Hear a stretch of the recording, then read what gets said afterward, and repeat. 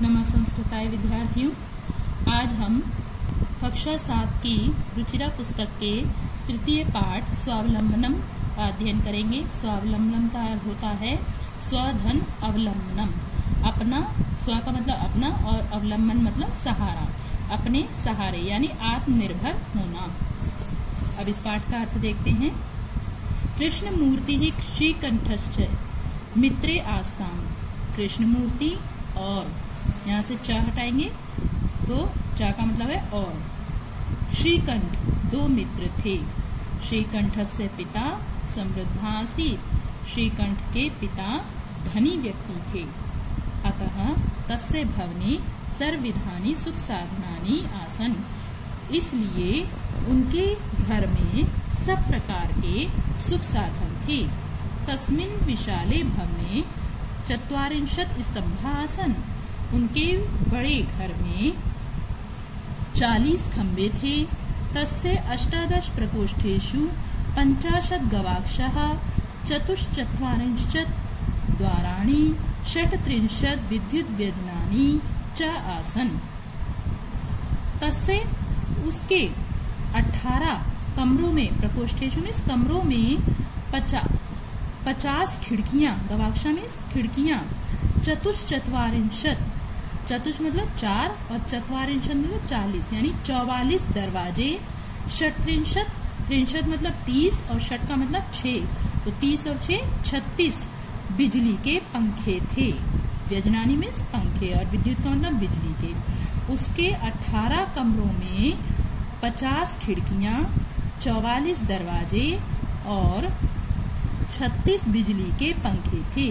तत्र 10 सेवकाः निरंतरम कार्यम कुर्वन्ति। इसमें वहाँ 10 सेवक लगातार कार्य करते थे। देखिए यहाँ कुर्वन्ति वर्तमान काल की क्रिया है, लेकिन यहाँ इसमें जुड़ जाने से ये भूतकाल की क्रिया का अर्थ देती है। तो कार्य करते थे ऐसा लिखेंगे। परम कृष्ण मूर्ते माता पिता च निर्धनौ कृषक दंपति। परंतु कृष्ण मूर्ति के माता और पिता गरीब किसान पति पत्नी थे। दंपति मतलब पति पत्नी। तस्य गृहम् आडंबर विहीनम साधारण च आसीत्। उनका घर आडंबर विहीनम, आडंबर से रहित यानी ढोंग से रहित और साधारण था। एकदा श्रीकंठ तेन सह प्रातः 9 वादने तस्य गृहम् आगच्छत्। एक बार श्रीकंठ उसके साथ प्रातः 9 बजे के समय उसके घर गया। तत्र कृष्ण मूर्ते तस्य माता पिता च स्वशक्त्या श्रीकंठस्य आतिथ्यम अकुर्वन्। वहाँ कृष्ण मूर्ति और उसके माता पिता ने अपनी शक्ति के अनुसार यानी अपनी सामर्थ्य के अनुसार श्रीकंठ का स्वागत किया। एतद् दृष्ट्वा श्रीकंठ अकथयत्। यह देखकर श्रीकंठ बोला, मित्र, हे मित्र, अहम भवतां सत्कारेण संतुष्टो अस्मि। मैं आपके सत्कार से अर्थात सम्मान से संतुष्ट हूँ। केवलम इदमेव मम दुखम यत् तव गृहे एको अपि भृत्य नास्ति। केवल यही मुझे दुख है कि तुम्हारे घर में एक भी नौकर नहीं है। भृत्य का मतलब नौकर। मम सत्काराय भवतां बहु कष्टम जातम।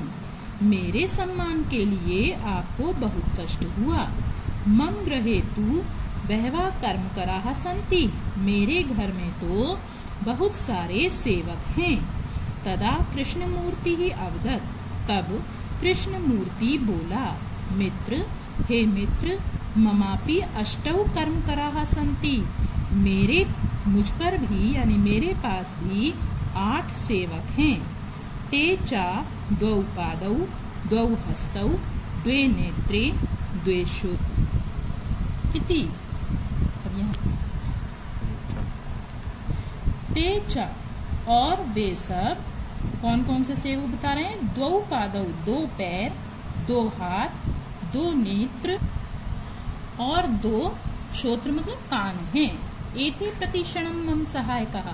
ये सब प्रत्येक क्षण मेरी सहायता करते हैं, किंतु तब भृत्याः सदैव सर्वत्र च उपस्थिताः भवितुं न शक्नुवन्ति। किंतु तुम्हारे सेवक हमेशा और सब जगह उपस्थित नहीं हो सकते हैं। त्वं तु स्वकार्याय भृत्यायाधीनः, तुम तो अपने कार्यों के लिए सेवकों के अधीन हो। यदा यदा ते अनुपस्थिताः तदा तदा त्वं कष्टम अनुभवसि, जब जब वे सब अनुपस्थित होंगे तब तब तुम कष्ट का अनुभव करोगे। स्वावलंबने तो सर्वदा सुखमेव, स्वावलंबन में तो हमेशा सुख ही है। न कदापि कष्टम भवति, कभी भी कष्ट नहीं होता है। श्रीकंठा अवदत्, श्रीकंठ बोला, मित्र हे मित्र, तब वचनानि श्रुत्वा मम मनसि महती प्रसन्नता जाता। तुम्हारे वचनों को सुनकर मेरे मन में भी बहुत प्रसन्नता उत्पन्न हुई। अधुना अहमपि स्वकार्याणि स्वयमेव कर्तुम् इच्छामि, अब मैं भी अपने कार्यों को स्वयं ही करना चाहता हूँ। इच्छामि मतलब चाहता हूँ। भवतु 12:30 अब 12:30, द्वादश का मतलब 12 और 60 का मतलब आधा, यानी 12:30 बज रहे हैं। सांप्रतम गृहं चलामि, इस समय मैं घर को चलता हूँ। विद्यार्थियों, ये इस पाठ का अर्थ पूर्ण हुआ। अब हम इस पाठ के शब्दार्थ देख लेते हैं। समृद्धः धनी, 40 40, 18 18, प्रकोष्ठेषु कमरों में, 50 50, गवाक्षः खिड़कियां, 44 44, 37 36, कृषक दंपति किसान पति पत्नी, आतिथ्यम अतिथि सत्कार, कर्मकराः काम करने वाला, भवताम आपके, भृत्यः नौकरिया सेवक, शक्नुवन्ति सकते हैं। 12:30 12:30 बजे। सांप्रतम अभी। प्रश्न नंबर 1 है, इसका अभ्यास कार्य देखते हैं। प्रश्न नंबर 1 उच्चारणम कृत, केवल उच्चारण करना है इनका।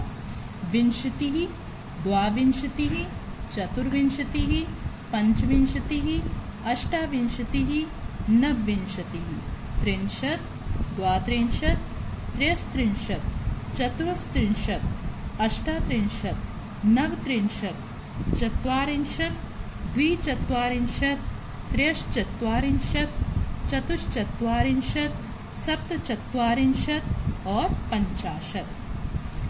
प्रश्न नंबर 2 है, अधोलिखिता नाम प्रश्नानाम उत्तराणि लिखत, नीचे लिखे हुए प्रश्नों के उत्तर लिखें। पहला प्रश्न है, कस्य भवने सर्वविधानि सर्व सुख साधनानि आसन, किसके घर में सब प्रकार के सुख साधन थे?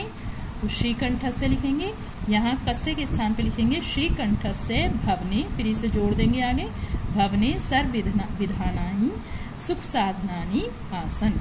दूसरा है, कस्य गृहे कोऽपि भृत्या नास्ति, किसके घर में कोई भी सेवक नहीं था? तो यहाँ लिखेंगे कृष्णमूर्ते है, कृष्णमूर्ते है षष्ठी विभक्ति का एक वचन का रूप है। तो यहाँ लिखेंगे कस्य की जगह कृष्णमूर्ते है, गृहे कोऽपि भृत्यः नास्ति। श्रीकंठस्य आतिथ्यम के अकुर्वन्, श्रीकंठ का आतिथ्य यानी सत्कार किसने किया? तो यहाँ लिखेंगे आप श्रीकंठस्य आतिथ्यम, फिर के स्थान पे लिखेंगे कृष्णमूर्ति ही तस्य माता पिता च अकुर्वन्। सर्वदा कुत्र सुखम, सब हमेशा कहाँ सुख है? सर्वदा कुत्र के स्थान पे लिखेंगे स्वावलंबने, स्वावलंबने सुखम। अगला प्रश्न है, श्रीकंठः कृष्णमूर्तेः गृहं कदा आगच्छत्, श्रीकंठः कृष्णमूर्ते गृहं कदा की जगह लिखेंगे प्रातः 9 फिर आगच्छत्। कृष्णमूर्तेः कति कर्मकराः सन्ति, कृष्णमूर्ति के कितने सेवक थे? तो यहाँ लिखेंगे, यहाँ से शुरू करेंगे कृष्णमूर्तेः कति के स्थान पे लिखेंगे 8 कर्मकराः सन्ति। प्रश्न नंबर 3, चित्राणि गणयित्वा तद्धा संख्यावाचक शब्दम लिखत, यहाँ कुछ चित्र दिए हुए हैं, इनकी संख्याओं को गिनकर उनके संख्यावाचक शब्द आपको लिखने हैं। यहाँ पर गिनते हैं इनको। 1 2 3 4 5 6 7 8 9 10 11 12 13 14 15 16 17 18। तो ये 18 घड़े हैं। तो यहाँ पर हम 18 लिखेंगे। अष्टादश घटानी, घड़ों को कहते हैं घटाहा। तो यहाँ पे बहुत सारे इसलिए बहुवचन का प्रयोग किया गया घटानी, अष्टादश घटानी। अब यहाँ पर जो आम है, आमों की संख्या है, यहाँ आम है, आप गिनकर देख लेंगे। ये 21 आम हैं। तो 1 आम्राणी। यहाँ पर 15 गेंद है। गेंद को कहते हैं संस्कृत में कंदुक। तो बहुत सारी है इसलिए बहुवचन का प्रयोग किया गया है कंदुकानी। 15 कंदुकानी। ये आपकी 36 मोमबत्ती हैं। मोमबत्ती को संस्कृत में कहते हैं सिक्त वर्तिका। तो बहुत सारी हैं इसलिए सिक्त वर्तिकाणी। तो यहाँ 36 के लिए षट त्रिंशत सिक्त वर्तिकाणी। फिर है कचकानी, ये हैं 24। तो चतुर्विंशति कचकानी।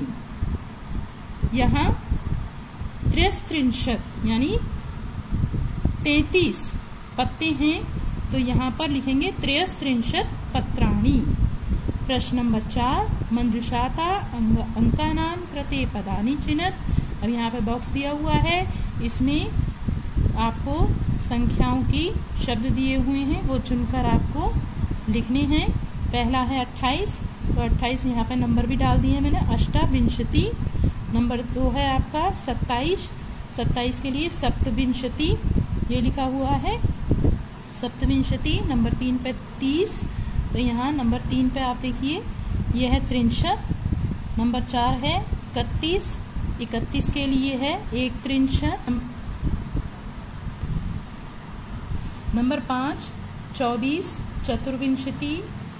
फिर है नंबर 6 40। 40 के चत्वारिंशत। यहाँ पे शा और आएगा बच्चों, चत्वारिंशत।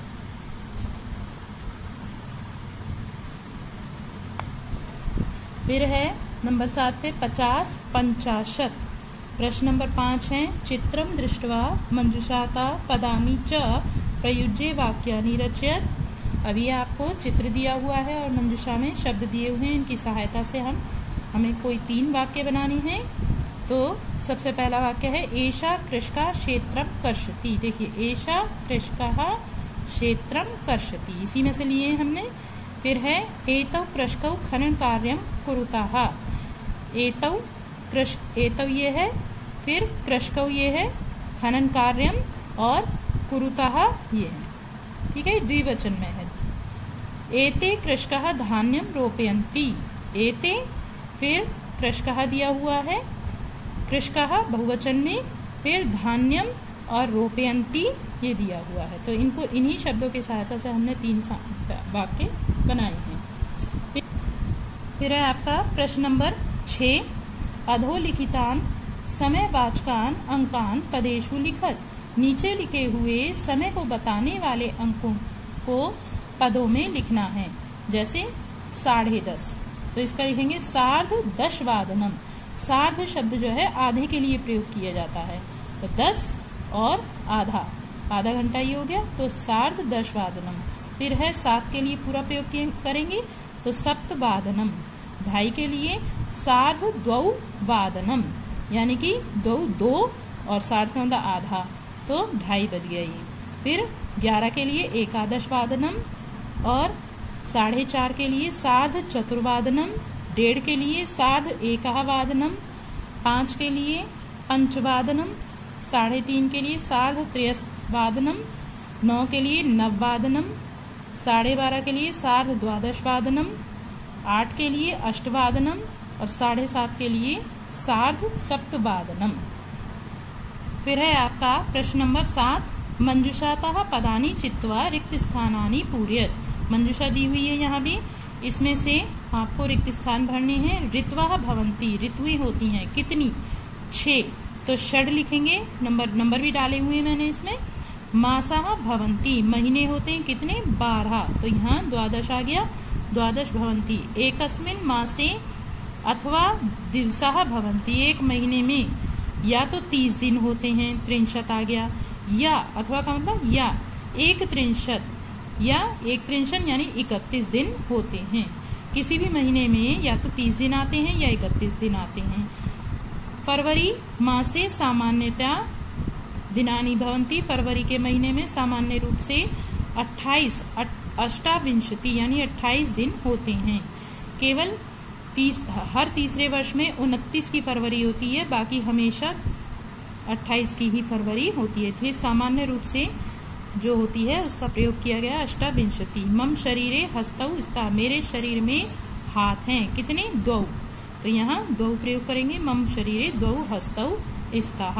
अब यहाँ पर ध्यातव्यम, ध्यान देने योग्य क्या है आपका? भारतीय वर्षानुसारम मासानाम ऋतुनाम च नामानि, भारतीय वर्ष के अनुसार महीनों के और ऋतुओं के नाम दिए हुए हैं। तो जो महीने यहाँ चैत्र का महीना जो है आपका सबसे पहला पड़ता है, चैत्र वैशाख, इसमें ऋतु होती है इन 2 महीनों में बसंत ऋतु। ज्येष्ठ आषाढ़, इसमें ऋतु होती है ग्रीष्म ऋतु। श्रावण और भाद्रपद, इसमें ऋतु आती है वर्षा ऋतु, इन 2 महीनों में वर्षा ऋतु रहती है। अश्विन और कार्तिक, इसमें आती है आपकी शरद ऋतु। फिर है मार्गशीर्ष और पौष, इसमें आती है हेमंत ऋतु। और माघ और फाल्गुन, फिर आती है आपकी इन दोनों महीनों को मिलाकर महीनों में जो ऋतु होती है वो होती है शिशिर ऋतु। इस प्रकार विद्यार्थियों, यह आपका तृतीय पाठ संपूर्ण हुआ। धन्यवाद।